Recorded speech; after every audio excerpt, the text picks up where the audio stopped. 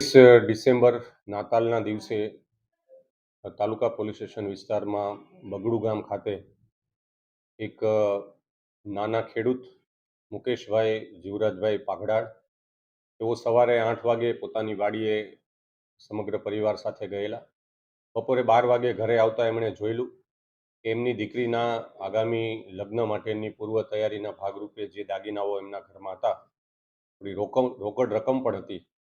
આ બધી રોકડ રકમને પાછળથી દિવાલ ટપીને કોઈ આવી અને ત્યારબાદ એમના મુખ્ય ઘરનો જે દરવાજો હતો એ તોડી અને એમના ઘરમાંથી એમના લગ્નની પૂર્વ તૈયારીના તમામ દાગીનાઓ અને રોકડ મળીને 6 લાખથી વધારેની ઘરફોડ ચોરી થયેલી. દિવસની આ ઘરફોડ ચોરીને ખૂબ જ ગંભીરતાથી લઈ અને તાલુકા પીએસઆઈ શ્રી તપાસ કરી રહ્યા હતા. સાથે સાથે જુનાગઢ નેત્રમની ટીમ પણ એમાં સીસીટીવીમાં સર્વેલન્સ કરી રહી હતી અને એલસીબી પીઆઈ શ્રી પટેલ અને પીએસઆઈ શ્રી ઝાલાની ટીમ પણ આમાં કામે લગાડેલી. ને અંતે હાલ એક મહિલા શખ્સ જે અટક કરેલી છે, જેમની પાસેથી આ તમામ ઓરિજિનલ દાગીનાઓ 6 લાખથી પણ વધારે કિંમતના મળી આવેલા છે. એનું નામ છે ટીના ઉર્ફે ઈકાબેન, વાઇફ ઓફ તરસંગભાઈ માણાભાઈ.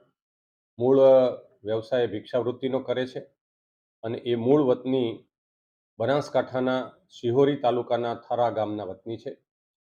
એ અહીંયા એ દિવસે કચરા વીણવાના બહાને ત્યાં બગડુ સુધી ગયેલા અને ત્યાર પછી એમણે આ દિવાલ ટપીને પાછળ સવારના 8થી 12ની વચ્ચે આ બંધ મકાનમાં જઈ અને એમણે આ ચોરી કરેલી હોવાનું હાલ કબૂલાત કરેલ છે.